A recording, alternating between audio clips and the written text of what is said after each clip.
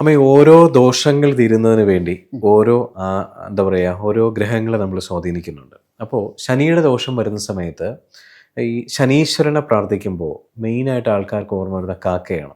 നമ്മളിപ്പോൾ കേരളം വിട്ടു പോകുന്ന സമയങ്ങളിൽ പല സ്ഥലങ്ങളിലും ഇപ്പോൾ ശനീശ്വര ക്ഷേത്രം വളരെ പ്രസിദ്ധമായ ക്ഷേത്രം തന്നെയുണ്ട്. ഈ കാക്കയാണ് അതിനെ സിംബോളിക്കായിട്ട് കൊടുത്തിട്ടുള്ളത്. എന്താണ് ശനീശ്വരനും കാക്കയും തമ്മിലുള്ള ബന്ധം ഒന്ന് പറയാമോ? അതൊരു കഥയാണ്. പണ്ട് രാവണനെ പേടിച്ച് യമരാജാവ് ആകെ വിഷമിച്ചപ്പോൾ കാക്കയുടെ രൂപം കണ്ടു എന്നാണ് പറഞ്ഞത്. അപ്പോൾ കാക്ക ആർക്കും ഇഷ്ടപ്പെട്ടില്ല, കറുത്തൊക്കെ ഇരിക്കില്ലേ. അപ്പോൾ കാക്ക പറഞ്ഞു, എനിക്കൊരു രൂപം ഇങ്ങനെ ഇരിക്കല്ലേ, എന്നെ എന്താ ചെയ്യാന്ന് ചോദിച്ചപ്പോൾ, അപ്പോൾ അങ്ങനെ ഭഗവാൻ തന്നെ മഹാദേവൻ തന്നെയാണ്. കാരണം ശനി മഹാദേവന് ശത്രുക്കളാണെങ്കിലും അനുഗ്രഹിക്കുകയാണ്. നീ ബ്രഹ്മാവാണ്ട് അനുഗ്രഹിക്കണം, നീ കാക്കയായിട്ടിരുന്നാലും കാക്ക ശനിയുടെ വാഹനമായിട്ട് പറ്റുന്നത്. ശനി എന്ന് പറഞ്ഞാൽ ശനി നല്ലതാണ്. ശനി നല്ലതും തരും, തീറ്റയും തരും, ചീത്തയും തരും, നമുക്ക് എല്ലാം തരും. അപ്പോൾ ശനിയുടെ വാഹനമായിട്ട് നീ കാക്കയായിക്കോട്ടുന്നത്. അങ്ങനെയാണ് ശനീശ്വര പിതൃക്കൾക്കും തൃപ്തിയാണ് യമരാജാവിൻ്റെ വേഷം മാറിയായിരുന്നു. അപ്പോൾ ഈ കാക്കയെ തൃപ്തിപ്പെടുത്തിയാൽ വീട്ടിൽ നല്ലതാണെന്ന് പറഞ്ഞത്. കാക്ക വീട്ടിൽ കയറാൻ പാടില്ല. കാക്ക വീട്ടിൽ കയറുമ്പോൾ കാക്ക ഓടി പറന്നു പോകണയൊക്കെ സ്വപ്നം കണ്ടു കഴിഞ്ഞാലുണ്ടല്ലോ ദോഷമാണ്, നമുക്ക് എന്തോ ആപത്ത് വരുന്ന. കാക്ക വീട്ടിൽ കയറാൻ പാടില്ല. കാക്ക കരയാം. കാക്ക മുമ്പിലൊക്കെ വന്നിട്ട് കരയുകയാണെങ്കിൽ അതിൻ്റെ അർത്ഥം നമുക്ക് ധനം വരുന്നു എന്നർത്ഥം. കാക്ക അകത്ത് കയറരുത്. കാക്ക കൂട്ടങ്ങൾ വന്ന പ്രശ്നമാണ്. കാരണം എന്തോന്ന് നമുക്ക് നമ്മുടെ ദോഷം വരുന്ന അർത്ഥം. കാക്കയ്ക്ക് ഒരുപാട് സിമ്പിൾസ് ഉണ്ട്. കാക്ക നിസ്സാര സാധനമൊന്നുമല്ല കാക്ക. അപ്പോൾ കാക്കയ്ക്ക് നമ്മൾ ചോറ് ഇപ്പോൾ ഈ മരിച്ചു കഴിഞ്ഞാൽ ബലിയിട്ട് കഴിഞ്ഞാൽ കാക്ക കൊത്തി നോക്കും. അത് കാവതിക്കാക്കയുണ്ട്, മറ്റേ ഫുൾ കറുപ്പുള്ള കാക്കയുണ്ട്. ഫുൾ കറുപ്പുള്ള കാക്കയാണ് ശരിക്കും ബലിക്കാക്ക എന്ന് പറയുന്നത്.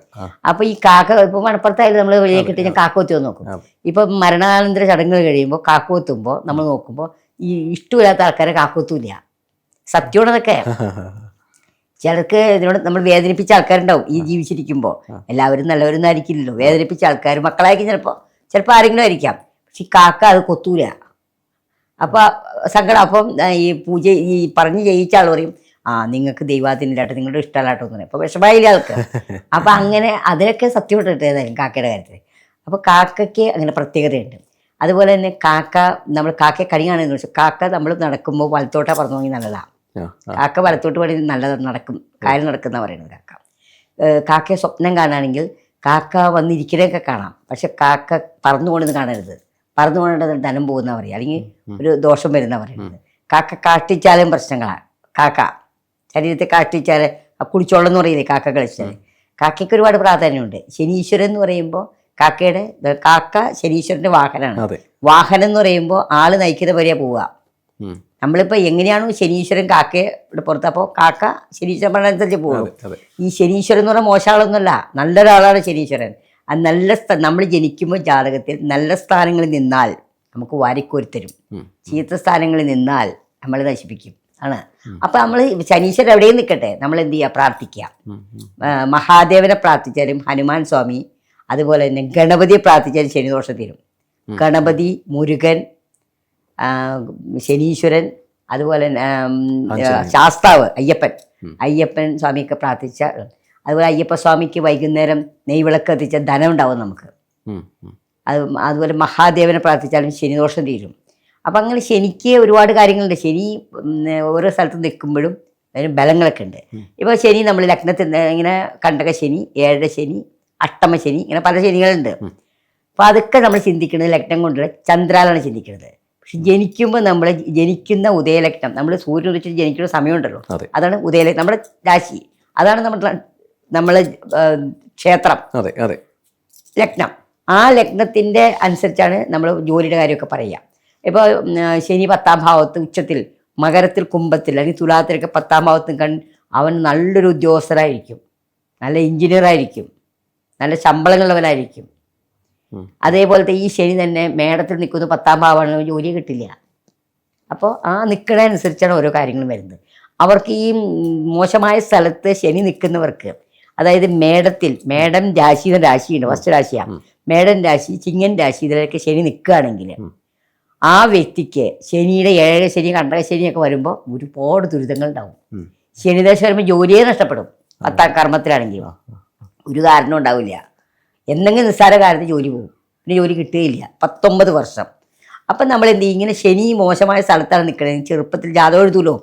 അപ്പോൾ അവർ പറയുമ്പോൾ അതിനനുസരിച്ച് നമ്മൾ ഹനുമാനെ പ്രാർത്ഥിക്കുക. ഹനുമാൻ ചാലീസ് ചൊല്ലുകയും ഹനുമാൻ സ്വാമി പ്രാർത്ഥിക്കുകയും ചെയ്യുന്നവർക്ക് ശനി ദോഷം ഏൽക്കില്ല.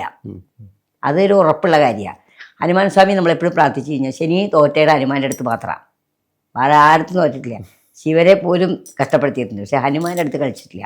അപ്പോൾ ഹനുമാൻ സ്വാമി പ്രാർത്ഥിക്കുക, ഹനുമാൻ ചാലിസ് ചൊല്ലുക, ഹനുമാൻ ക്ഷേത്ര ദർശനം നടത്തുക. ഇതൊക്കെ ചെയ്തു കഴിഞ്ഞാൽ ശനിയുടെ ഈ ഒരു ദോഷവും വരില്ല. ശനി എവിടെ നിന്നാലും ശരി, എവിടെ ഏത് രാശി നിന്നാലും നമുക്കൊരു ദോഷം വരില്ല. അപ്പം നേരത്തെ നമ്മൾ ആ സ്റ്റെപ്പ് ശനി ദശ തുടങ്ങുമ്പോൾ വെച്ചാൽ പ്രാർത്ഥിച്ചിട്ട് കാര്യമില്ല, നേരത്തെ നമ്മൾ തുടങ്ങണം.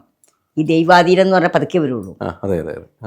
മോശം കാര്യങ്ങൾ പെട്ടെന്ന് വരും. അപ്പം നമ്മൾ പതുക്കെ സ്റ്റെപ്പായിട്ട് നേരത്തെ ചെറുപ്പത്തിലേ പ്രാർത്ഥിച്ചു തുടങ്ങിക്കഴിഞ്ഞാൽ നമുക്ക് ശനി ദോഷത്തിന് യാതൊരു ദോഷവും വരില്ല. ശനി മാത്രമല്ല, ഏത് ഗ്രഹങ്ങളും നീചാവസ്ഥയിൽ നിന്നാലും ഹനുമാനെ പ്രാർത്ഥിച്ചാൽ മതി. അപ്പം ബുധൻ, വിദ്യാകാരകന ബുധൻ നീചത്തിൽ നിൽക്കുന്ന ആൾക്കാരെ എനിക്കറിയാം. പക്ഷെ അവർ ഉന്നതങ്ങളിലെത്തിയ ആൾക്കാർ, റാങ്ക് ഹോൾഡേഴ്സൊക്കെ ആയിട്ടുണ്ട്. എന്താ കാരണം?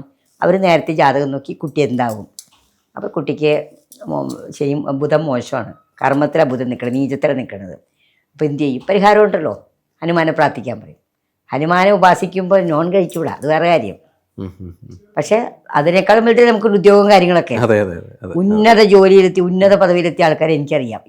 ഈ ബുധൻ കർമ്മത്തിൽ നിന്നിട്ട് നീചത്തിൽ നിൽക്കുന്ന ആൾക്കാർ. അപ്പം അങ്ങനെ എല്ലാ ഗ്രഹങ്ങളും അതെ. അപ്പം അതുപോലെ ചൊവ്വ നീചത്തിൽ നിൽക്കുക എന്ന് പറയും. അതായത് മകരം കർക്കിടകൻ രാശിയിൽ ചൊവ്വ നിന്നാൽ നീചാവസ്ഥയാണ് ചൊവ്വയ്ക്ക്. ഇപ്പോൾ ഒരു തുലാം ലഗ്നം എന്ന് പറഞ്ഞാൽ നമ്മൾ ജനിക്കുന്ന സമയം, ചന്ദ്രനല്ല തുലാം, അയാളുടെ 7ാം ഭാവം ഏതാണ്? ചൊവ്വയാണ്. മേടം വിവാഹം. കർമ്മ ഏതാണ്? കർക്കിടകം.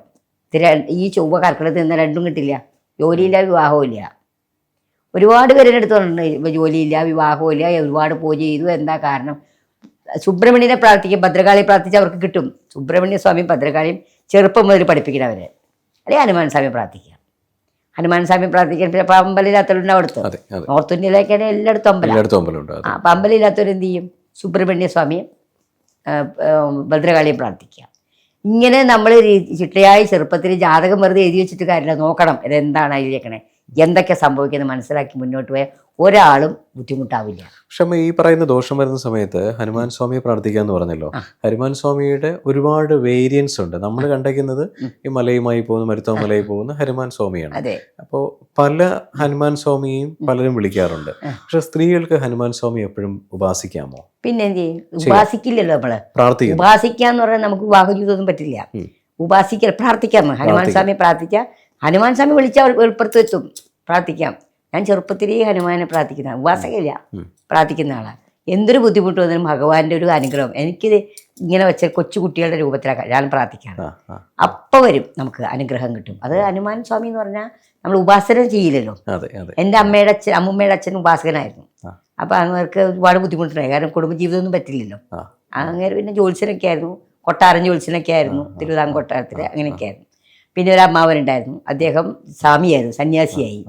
അപ്പോൾ അങ്ങനെയൊക്കെ പോകാനവർക്കേ പറ്റുള്ളൂ, അല്ലാതെ ഹനുമാനെ ഉപാസിക്കാൻ പറ്റില്ല. അപ്പം എന്തായാലും ഈ പറയുന്ന ദശാകാലങ്ങളിൽ ഏറ്റവും ദൈർഘ്യമുള്ള ദശകളിൽ ഒന്നാണ് ഈ ശനിദശ എന്ന് പറയുന്നത്. അപ്പം ഈ 19 വർഷം നിറഞ്ഞിരിക്കുന്ന ശനിദശ പല രീതിയിലുള്ള ദോഷങ്ങൾ ആൾക്കാർക്ക് വരികയാണെങ്കിൽ പൂർണ്ണമായിട്ടും ശനിദേവനെ ഉപാസിക്കുകയും അല്ലെങ്കിൽ പ്രാർത്ഥിക്കുകയും അമ്മ പറഞ്ഞ പോലെ ഇങ്ങനത്തെ ഓരോ റെമഡിയൽ മെഷേഴ്സ് എടുത്ത് പോവുകയും പിന്നെ ഏത് ശനിയാണെങ്കിലും അഷ്ടമശനിയോ സാഡേസാത്തിയോ അല്ലെങ്കിൽ 7-2 ശനിയോ കണ്ടക ശനിയോ ആണെങ്കിലും ശനി ഭഗവാനെ പൂർണ്ണമായിട്ട് സങ്കല്പിച്ച് പ്രാർത്ഥിച്ചു കഴിഞ്ഞാൽ മാറാത്ത ഒന്നും തന്നെ ഇല്ല എന്നുള്ളതാണ്. എല്ലാവർക്കും നല്ലത് മാത്രം വരട്ടെ. നന്ദി.